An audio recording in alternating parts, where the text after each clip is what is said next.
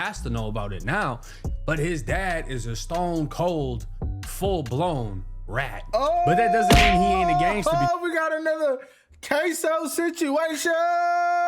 Guidelines 5K1.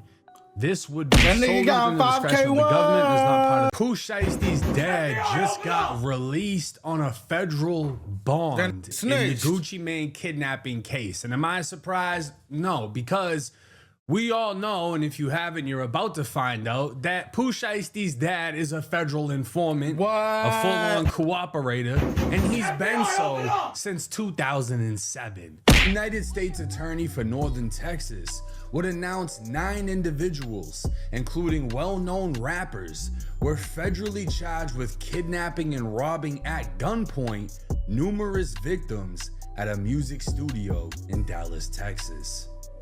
8 of the 9 were arrested in one day, including Memphis rapper Lontrell Williams Jr., aka Pooh Shiesty, his father Lontrell Williams Sr. So this is the dad right here. Right. Quick pause, because this might actually help you out. If you've ever needed access to your money before payday,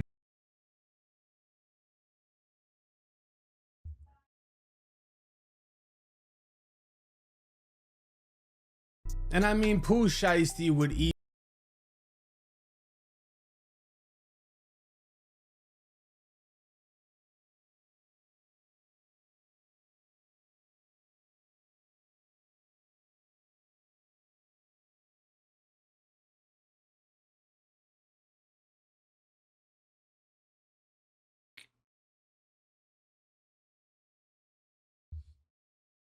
finances.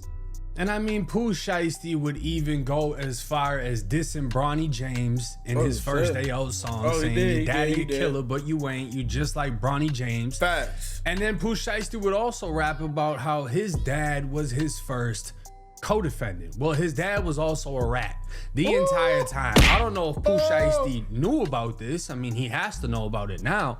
But his dad is a stone cold, full blown rat. But that doesn't mean he ain't a gangster. We got another queso situation. Because according to this paperwork, during the hearing on April 3rd, 2026, the magistrate court acknowledged the defendant's criminal history, which included 2 homicides before the age of 16. If my daddy ratted on me, I don't know what I do, boy. Imagine your dad ratting on your ass, boy. Ooh, shit. This is just gonna be like the queso situation. Queso got ratted on. Now that nigga facing life in prison. Well, he got life in prison. Ain't no facing. He got life in prison. So we can say goodbye to Pooh Shiesty. Poof. Pooh Shiesty's dad caught 2 bodies before he was even an adult. Damn. The man is with it. The man is gangster. That does not mean he's not a rat. Decades of weapons offenses, drug trafficking, assaults, and repeated probation violations typically preclude release. Despite this acknowledgement, the court placed undue weight on the testimony of 4 character witnesses who described the defendant's purported community involvement and concluded that home incarceration was sufficient to protect the community. So they're trying to find a way to release Pooh Shiesty's dad. And they already did. That nigga got out of federal custody, gang. Federal custody, gang. Nobody get out of federal custody on bond, bro. It's pretty hard. He had to give up some info. He had to be like, yeah, I was there. We did it. We did it. We robbed Gucci ass. Gucci ass snitched too. He said, something junkie. How you something, you still signed to me. Pistol to the paper. It was all under duress. Like, Gucci snitched, that nigga daddy snitched. It's over with for Pooh. 30 might get out, but I don't know. Oh, dude is a historical smacker. The feds are saying that the dad was instrumental in the planning and execution of the kidnapping and robbery. The defendant made multiple phone calls to the studio owner to book the recording studio to create the ruse that Gucci Mane and his son would make music together. He transported the crash outs, and he printed the coerced contract by going to a Staples in Frisco, Texas. That's probably what it was, but the feds was like, we finna re-indict your ass unless we get your son. Hey, good thought. That's a good thought. To print out the contract they would force Gucci to sign. He was also present when his son upped out the Draco that Big Dirty passed him. He reviewed the coerced paperwork after Gucci was crying and signed off on it. He left with property that was not brought in, like everything that they stole from the victims. Rolexes, he remained with the crash outs after the offense and having knowledge, had advanced knowledge of his arrest. During transport following his arrest, the dad spontaneously admitted that he knew about FBI surveillance routes being run in the days leading up to the arrest and that he knew law enforcement was coming on the morning he was booked. Right. Now, Pooh Shiesty's dad's criminal career began in 1991 at age 14 with drug charges and an aggravated assault. Later that same year, the defendant was arrested for unlawful possession of a .45 while on a weekend pass from a youth facility. Months later, he was charged with first-degree murder after killing an individual on Beale Street in Memphis, which he pled down to voluntary manslaughter. At the time of his first homicide, he was only 15 years old. The defendant's commission of a homicide while on home release and court supervision. Despite receiving home release and supervision in '93, the defendant committed a second murder barely a month later, shooting his girlfriend while they were, as he described it, playing with a gun. By the time he was 16, he'd been involved in 2 deaths. So he went and killed somebody at 15 years old and was able to get a murder brought down to a voluntary manslaughter. And then he killed his girlfriend after playing with a gun while on probation for the other murder. It's like father like son, because Pooh Shiesty apparently did this shit while on a federal release with an ankle monitor on and decided that was a good time to rob Gucci. Them dumbass niggas, bro. You niggas is weird. Like, how you on monitor? Everybody got their main phone. They use to call niggas. And it's Dallas, bro. You did this shit in Dallas. They finna get your ass the bug. In the years that followed, the defendant accumulated a staggering record of additional offenses, multiple evading arrests, repeated unlawful weapon possession charges involving 38 cal revolvers, 9mm handguns, stolen firearms, marijuana trafficking with stales indicative of distribution, crack cocaine trafficking, a convicted felon in possession of a handgun resulting in 4 years custody, aggravated assault in 2001 when he pulled a handgun on a woman that hit her and kicked her, causing a dislocated shoulder, large bumps on her forehead, and severe bruises. In 2002, he was again caught with a large amount of crack cocaine. In 2004, he was associated with a third homicide while on probation. His probation was revoked for an accessory after the fact connected to a third homicide in which the defendant's associate murdered a woman and the defendant subsequently used the victim's cell phone and credit cards. That is cold. So while he was on probation, he killed his girlfriend, and while still on probation, his homie killed another girl. So he used her phone and then swiped her credit cards before she even turned cold. Crazy. Now, Pooh Shiesty's dad was convicted in the Western District of Tennessee in 2010 for crack cocaine distribution and received a 70-month sentence. After his release, his supervised release was revoked, and he received 70 months. That's like 3.5 to 4 years. Received an additional 22 months. Upon this release, he was shortly charged with conspiracy to commit first-degree murder, criminal attempt first-degree murder, aggravated assault and reckless endangerment. After his associates kicked in the door of a home and opened fire, shooting 3 individuals, one in the head, one in the leg, and one in the shoulder. Those charges were eventually dismissed. Damn, so he's involved with like 4 different murders. Now, we're gonna look into this because the whole thing of him getting sentenced in 2010, that comes from a 2007 case. Now, this is the case from 2007. This plea agreement is from 2009. He was hit with a bunch of different counts like crack cocaine, over 500 grams, a whole bunch of big boy distribution charges, right? And as we all know, the only way to get out of that is to snitch.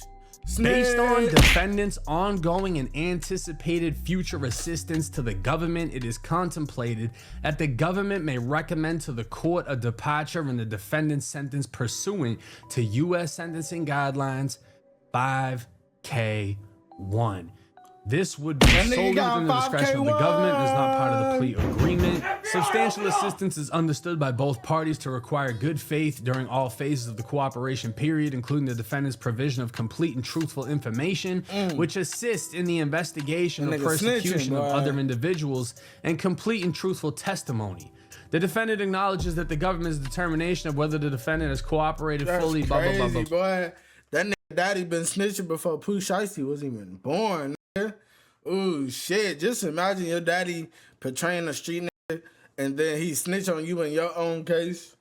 Well, nigga already snitched on himself because he showed up with the house arrest monitor and all his niggas took shit with Apple AirTags and that shit like some dumb fuck. You niggas deserve to be in jail. I ain't gonna lie. You niggas deserve to be in jail and controlled by the white man. They say don't wish jail on nobody, but I'm wishing jail on all these dumb niggas. I ain't gonna lie. Blah. Basically, he wasn't sentenced to 70 months initially. He was sentenced to more and got 2 different reductions based on how much he was cooperating with. Damn. And then part of his plea is to continue to cooperate in the future. So not only was this man a gangster, involved in 4 different deaths total from what we know, this man was also a stone cold rat, and the worst kind of rat, because he didn't just snitch and fucking change his life like most. He snitched and then did another home invasion where someone got head tapped. And then snitched again. Snitched and kept being a gangster. Stayed in the streets. Had Pooh Shiesty running the streets looking up to him as a fucking role model. Now he's wrapped up in a case with his son.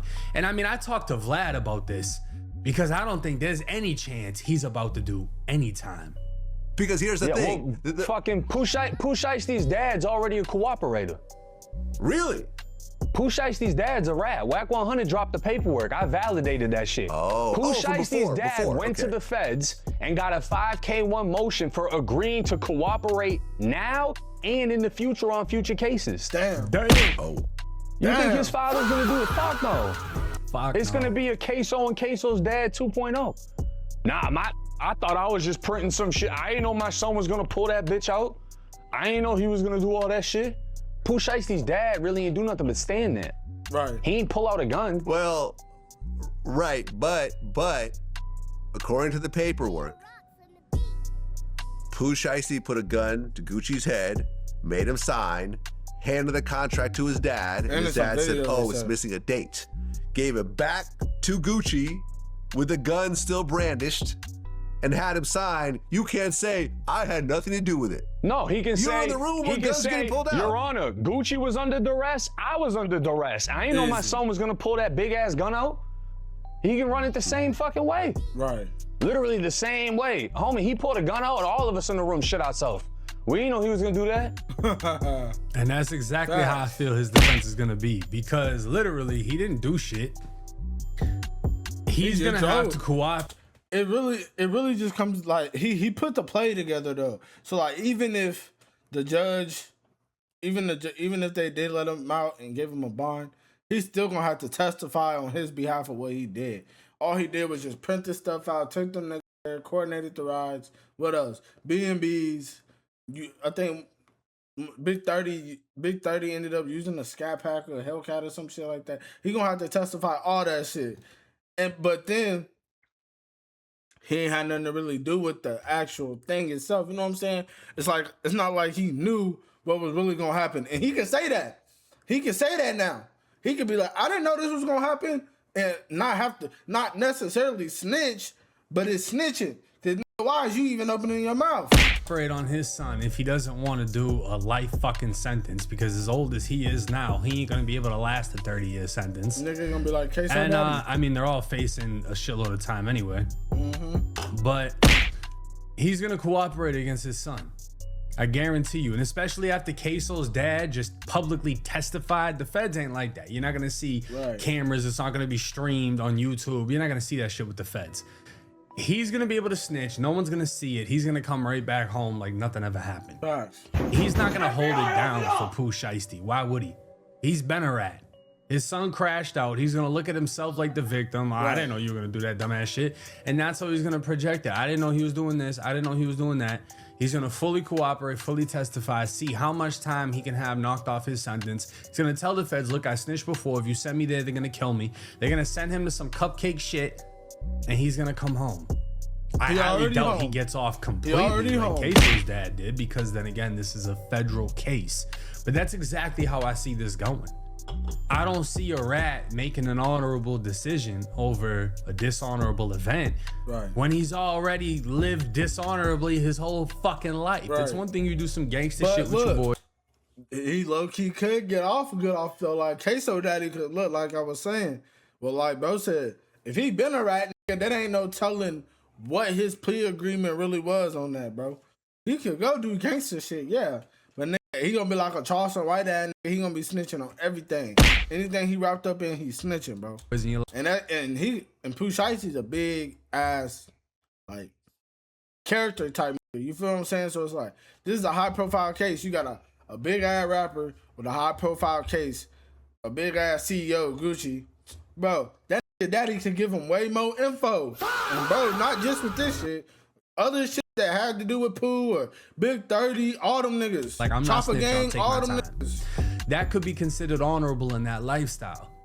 But if you've been a rat almost your kid's entire fucking life, you're not gonna feel bad about snitching on him. You snitching on everybody.